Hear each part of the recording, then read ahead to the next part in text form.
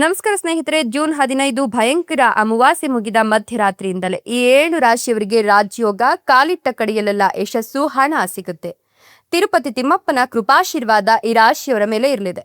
ಹಾಗಾದ್ರೆ ಆ ಅದೃಷ್ಟವಂತ ರಾಶಿಗಳು ಯಾವುವು, ಅವುಗಳಿಗೆ ಏನೆಲ್ಲ ಲಾಭ ಸಿಗುತ್ತೆ ನೋಡೋಣ. ಅದಕ್ಕಿಂತ ಮೊದಲು ತಿರುಪತಿ ತಿಮ್ಮಪ್ಪನಿಗೆ ಭಕ್ತಿಯಿಂದ ಲೈಕ್ ಕೊಟ್ಟು ನಮ್ಮ ಚಾನೆಲ್ ಅನ್ನ ಸಬ್ಸ್ಕ್ರೈಬ್ ಮಾಡಿ, ಹಾಗೆ ಬೇಗನೆ ನಮ್ಮ ವಿಡಿಯೋದ ನೋಟಿಫಿಕೇಶನ್ ಪಡೆಯಲು ಬೆಲ್ ಬಟನ್ ಕ್ಲಿಕ್ ಮಾಡಿ ಆಲ್ ಅಂತ ಕ್ಲಿಕ್ ಮಾಡ್ಕೊಳ್ಳಿ. ನಿಮ್ಮ ಜೀವನದ ಸಕಲ ಸಮಸ್ಯೆಗಳಾದಂತಹ ಸತಿಪತಿ ಕಲಹ, ಪ್ರೀತಿಯಲ್ಲಿ ಮೋಸ, ಭೂಮಿ ವಿಚಾರ, ಕೋರ್ಟ್ ಕೇಸ್, ವ್ಯಾಪಾರ, ಹಣಕಾಸಿನ ತೊಂದರೆ, ಸಾಲಬಾಧೆ, ಸ್ತ್ರೀಯರ ಗುಪ್ತ ಸಮಸ್ಯೆ, ಹೀಗೆ ಹಲವಾರು ಸಮಸ್ಯೆಗಳಿಗೆ ಶಾಶ್ವತ ಪರಿಹಾರ ಮಾಡಿಕೊಡ್ತಾರೆ. ಡಿಸ್ಪ್ಲೇ ಮೇಲೆ ಕಾಣ್ತಕ್ಕಂಥ ಗುರೂಜಿ ನಂಬರ್ಗೆ ಒಮ್ಮೆ ಕರೆ ಮಾಡಿ ನೋಡಿ. ಹೌದು, ಜೂನ್ 15ರ ಭಯಂಕರ ಅಮಾವಾಸ್ಯೆ ಮುಗಿದ ಮಧ್ಯರಾತ್ರಿಯಿಂದಲೇ ಈ 7 ರಾಶಿಯವರಿಗೆ ರಾಜಯೋಗದ ಜೊತೆಗೆ ಕಾಲಿಟ್ಟ ಕಡೆಯೆಲ್ಲ ಯಶಸ್ಸು ಸಿಗುತ್ತೆ, ಹಣ ಹರಿದು ಬರುತ್ತೆ.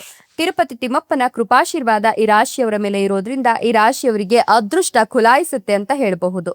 ಈ ರಾಶಿಯವರ ಜೀವನದಲ್ಲಿ ಇನ್ಮುಂದೆ ಆಹ್ಲಾದಕರ ಅಂಶಗಳು ನಡೆಯಲಿದ್ದು, ಇವರು ಅಂದುಕೊಂಡಂತಹ ಜೀವನವನ್ನ ಇವರು ಪಡೆದುಕೊಳ್ತಾರೆ. ಜೀವನದಲ್ಲಿ ಏನಾದ್ರೂ ದೊಡ್ಡತನ ಸಾಧಿಸಿದ ಸಂತಸವನ್ನ ಇವರು ಕಾಣ್ತಾರೆ. ವೃತ್ತಿ ಜೀವನದ ಮುಂಭಾಗದಲ್ಲಿ ಹೊಸ ಬೆಳವಣಿಗೆಗಳು ಸಂಭವಿಸುತ್ತೆ. ಹೊಸ ಅವಕಾಶಗಳು ಕೂಡ ಲಭ್ಯ ಇರುತ್ತೆ. ಸ್ಥಗಿತಗೊಂಡ ಕೆಲಸಗಳು ಬೇಗನೆ ಪೂರ್ಣಗೊಳ್ಳುತ್ತೆ. ಇದು ಚಿಂತೆಗಳನ್ನ ನಿವಾರಿಸುತ್ತೆ. ಆರ್ಥಿಕ ಮತ್ತೆ ಆರೋಗ್ಯ ಸಮಸ್ಯೆಗಳು ಪರಿಹಾರವಾಗುತ್ತೆ. ಕಾನೂನು ವಿಷಯದಲ್ಲಿ ನೀವೇನಾದ್ರೂ ಸಿಲುಕಿಕೊಂಡಿದ್ರೆ ರಾಜಿ ಮಾಡಿಕೊಳ್ಳುವ ಮೂಲಕ ಪರಿಹಾರವನ್ನ ಕಂಡುಕೊಳ್ತೀರಾ. ಸ್ನೇಹಿತರು ಮತ್ತು ಜೀವನ ಪಾಲುದಾರರು ನಿಮ್ಮ ಸಹಾಯಕ್ಕೆ ಬರ್ತಾರೆ ಅಂತ ಹೇಳಬಹುದು. ಈ ಒಂದು ಸಂದರ್ಭದಲ್ಲಿ ನಿಮ್ಗೆ ಬಹಳಷ್ಟು ನೆಮ್ಮದಿಯ ದಿನಗಳು ಆರಂಭವಾಗ್ತಿದ್ದು, ಈ ಅವಧಿಯು ಪ್ರಯೋಜನಕಾರಿ ಅಂತ ಹೇಳಬಹುದು. ಕಠಿಣ ಪರಿಶ್ರಮದ ದಿನಗಳು ಮುಗಿಯುತ್ತೆ. ನಿಮ್ಗೆ ಅದೃಷ್ಟದ ಸಂಪೂರ್ಣ ಬೆಂಬಲ ಸಿಗುತ್ತೆ. ಹಣಕ್ಕೆ ಸಂಬಂಧಿಸಿದ ಕೆಲಸಗಳು ಸಮಯಕ್ಕೆ ಸರಿಯಾಗಿ ಪೂರ್ಣಗೊಳ್ಳುತ್ತೆ. ಆರ್ಥಿಕ ವಿಷಯದಲ್ಲಿ ನಿಮ್ಗೆ ಹೆಚ್ಚಿನ ಪರಿಹಾರ ಸಿಗುತ್ತೆ. ಸಂವಹನ ಕೌಶಲ್ಯ ಹೆಚ್ಚಾಗಿ ನೀವು ಬಹಳ ವರ್ಷಗಳಿಂದ ಕಾಯ್ತಿದ್ದಂತ ಅವಕಾಶಗಳು ಈಗ ಕೂಡಿ ಬರುತ್ತೆ. ಈ ಒಂದು ಸಂದರ್ಭದಲ್ಲಿ ನಿಮ್ಮ ಆರೋಗ್ಯ ಸುಧಾರಿಸೋದ್ರಿಂದ ಧಾರ್ಮಿಕ ತೀರ್ಥಯಾತ್ರೆ ಮತ್ತು ಪೂಜಾ ವಿಧಿವಿಧಾನಗಳಲ್ಲಿ ಭಾಗವಹಿಸ್ತೀರಾ. ವಿದ್ಯಾರ್ಥಿಗಳಿಗೆ ಈ ಒಂದು ಸಂದರ್ಭ ಸ್ಪರ್ಧಾತ್ಮಕ ಪರೀಕ್ಷೆಗಳಲ್ಲಿ ಯಶಸ್ಸನ್ನ ತಂದುಕೊಡುತ್ತೆ, ಒಳ್ಳೆಯ ಸುದ್ದಿ ಸಿಗುವಂತೆ ಮಾಡುತ್ತೆ ಅಂತ ಹೇಳಬಹುದು. ಇನ್ನೂ ಕೂಡ ಮದುವೆ ಆಗಿಲ್ಲ ಅಂತಕ್ಕಂಥವರಿಗೆ ಮದುವೆಯ ಯೋಗ ಆಯಿತು. ಈ ಒಂದು ಸಂದರ್ಭದಲ್ಲಿ ನೀವು ಇಷ್ಟಪಟ್ಟವರನ್ನೇ ಮದುವೆ ಆಗಬಹುದು ಅಂತ ಹೇಳಲಾಗ್ತಾ ಇದೆ. ವಿದೇಶದಲ್ಲಿ ನೀವು ವಿದ್ಯಾಭ್ಯಾಸವನ್ನ ಮಾಡಿಸಬೇಕು ಅಥವಾ ವಿದೇಶದಲ್ಲಿ ಒಂದಷ್ಟು ಹೂಡಿಕೆಯನ್ನು ಮಾಡಬೇಕು ಅನ್ನೋ ನಿಮ್ಮ ಕನಸು ಈ ಒಂದು ಸಂದರ್ಭದಲ್ಲಿ ಈಡೇರುತ್ತೆ ಅಂತ ಹೇಳಲಾಗ್ತಾ ಇದೆ. ಈ ಒಂದು ಸಂದರ್ಭದಲ್ಲಿ ನಿಮ್ಮ ಮಗುವಿಗೋಸ್ಕರ ನೀವು ಒಂದಷ್ಟು ಹೂಡಿಕೆಯನ್ನ ಮಾಡಿ ವಿದೇಶದಲ್ಲಿ ನೀವು ನಿಮ್ಮ ಮಗುವಿಗೆ ವಿದ್ಯಾಭ್ಯಾಸವನ್ನ ಕೊಡಿಸಬೇಕು ಅನ್ನೋ ಆಸೆಯನ್ನ ಈಡೇರಿಸ್ಕೊಳ್ತೀರಾ. ಇದಕ್ಕೆ ಒಂದಷ್ಟು ಪ್ರಭಾವಿ ವ್ಯಕ್ತಿಗಳ ಸಲಹೆ ಸೂಚನೆಗಳು ಜೊತೆಗೆ ಅವರ ಒಂದು ಸಹಕಾರ ಕೂಡ ಸಿಗುತ್ತೆ ಅಂತ ಹೇಳಬಹುದು. ಈ ಒಂದು ಸಂದರ್ಭದಲ್ಲಿ ನೀವು ಮುಟ್ಟಿದ್ದೆಲ್ಲವೂ ಕೂಡ ಚಿನ್ನವಾಗ್ತಾ ಹೋಗುತ್ತೆ. ಹಾಗಾಗಿ ನೀವು ಯಾವ ಒಂದು ವಿಚಾರದಲ್ಲಿ ಮುಂದುವರಿತಿದ್ದೀರಾ ಅಥವಾ ಯಾವ ವಿಚಾರಕ್ಕಾಗಿ ಹೂಡಿಕೆಯನ್ನು ಮಾಡ್ತಿದ್ದೀರಾ ಅನ್ನೋದ್ರ ಕಡೆ ಗಮನವನ್ನ ಕೊಡಿ. ಹಾಗೆ ಅಷ್ಟೇ ಪರಿಶ್ರಮವನ್ನ ಹಾಕಿದ್ರಿ ಅಂತ ಹೇಳಿದ್ರೆ ಖಂಡಿತವಾಗಿಯೂ ಕೂಡ ನೀವಿಷ್ಟಪಟ್ಟ ಎಲ್ಲವೂ ಕೂಡ ನಿಮ್ಗೆ ಸಿಗ್ತಾ ಹೋಗುತ್ತೆ. ಜೀವನದಲ್ಲಿ ನೀವು ನೆಮ್ಮದಿಯನ್ನ ಕಾಣ್ತಾ ಹೋಗ್ತೀರಾ. ಸಾಲದಕ್ಕೆ ಇಷ್ಟು ದಿನದ ನಿಮ್ಮ ಕಷ್ಟಕ್ಕೆ ಈಗ ಪರಿಹಾರ ಅನ್ನೋದು ಸಿಗ್ತಾ ಹೋಗುತ್ತೆ. ನೀವು ಅನುಭವಿಸಿದ ಪ್ರತಿಯೊಂದು ಕಷ್ಟಗಳಿಗೂ ಕೂಡ ಈಗ ಪರಿಹಾರ ಅನ್ನೋದು ಸಿಗ್ತಾ ಹೋಗುತ್ತೆ.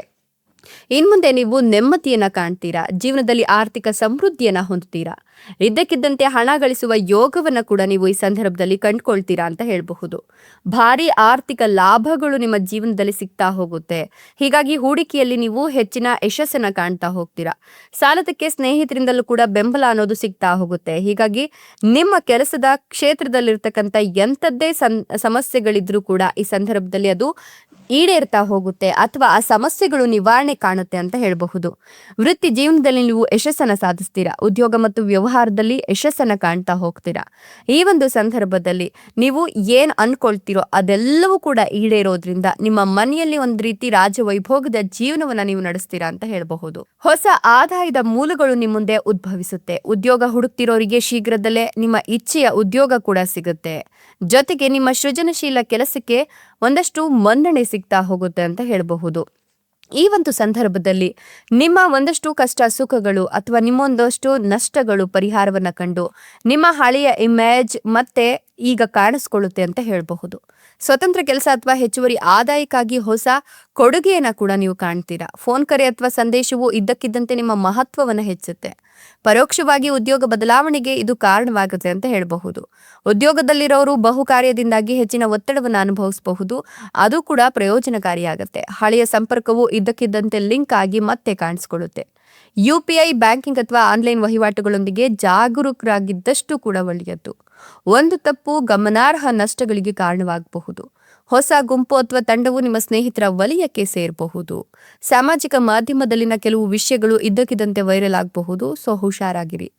ಆನ್ಲೈನ್ನಲ್ಲಿ ಹೆಚ್ಚು ನೀವು ಸಕ್ರಿಯರಾಗಿರೋದ್ರಿಂದ ಸಂದೇಶಗಳು, ಕರೆಗಳು ಮತ್ತು ಪೋಸ್ಟ್ಗಳು ಹೆಚ್ಚಾಗಿ ಬರಬಹುದು.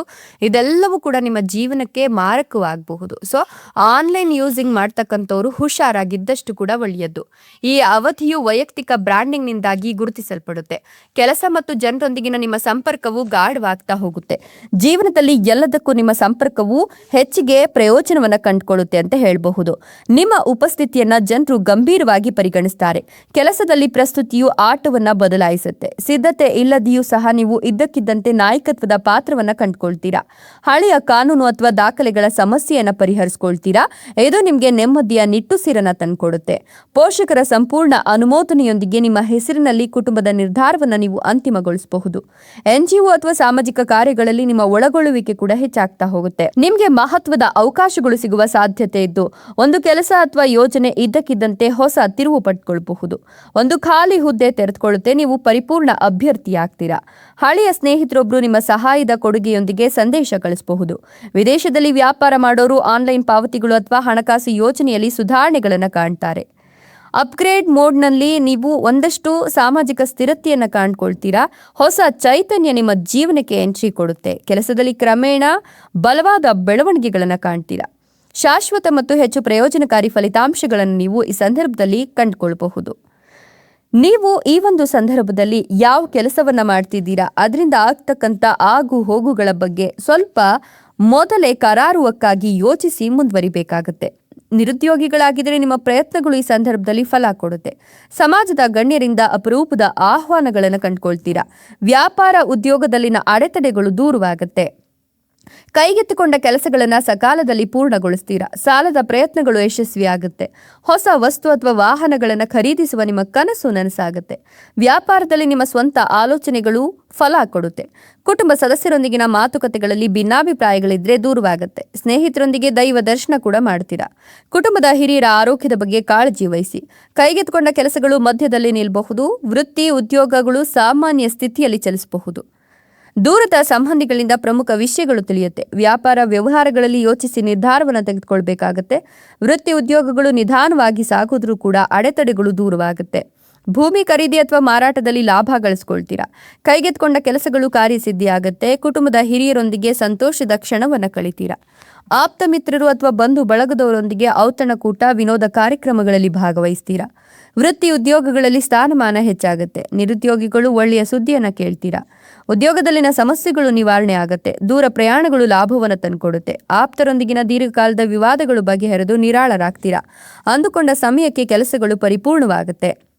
ಉದ್ಯೋಗಗಳಲ್ಲಿ ಹೆಚ್ಚುವರಿ ಜವಾಬ್ದಾರಿಗಳಿಂದಾಗಿ ಸರಿಯಾಗಿ ವಿಶ್ರಾಂತಿ ಸಿಗೋದಿಲ್ಲ. ಹೀಗಾಗಿ ಆಹಾರದ ಕ್ರಮದ ಬಗ್ಗೆ ಎಚ್ಚರಿಕೆಯನ್ನು ವಹಿಸಿ ಮತ್ತು ಆರೋಗ್ಯದ ಕಡೆ ಕಾಳಜಿ ವಹಿಸಿ. ಈ ಎಲ್ಲ ಅದ್ಭುತಗಳು ಕೂಡ ಈಗ ನಿಮ್ಮ ಜೀವನದಲ್ಲಿ ನಡೀತಾ ಇದ್ದು ಇವುಗಳನ್ನು ಅನುಸರಿಸಿ ನಡೆಯೋದ್ರಿಂದ ಈ ಜೂನ್ 15ರ ಭಯಂಕರ ಅಮಾವಾಸ್ಯೆಯ ನಂತರ ನಿಮಗೆ ರಾಜಯೋಗ ಶುರುವಾಗುತ್ತೆ. ಆ ಅದೃಷ್ಟವಂತ ರಾಶಿಗಳು ಯಾವುವು ಅಂದ್ರೆ ಕಟಕ ರಾಶಿ, ಮೀನ ರಾಶಿ, ತುಲಾ ರಾಶಿ, ಸಿಂಹ ರಾಶಿ, ವೃಶ್ಚಿಕ ರಾಶಿ, ಮೇಷ ರಾಶಿ, ಧನು ರಾಶಿ.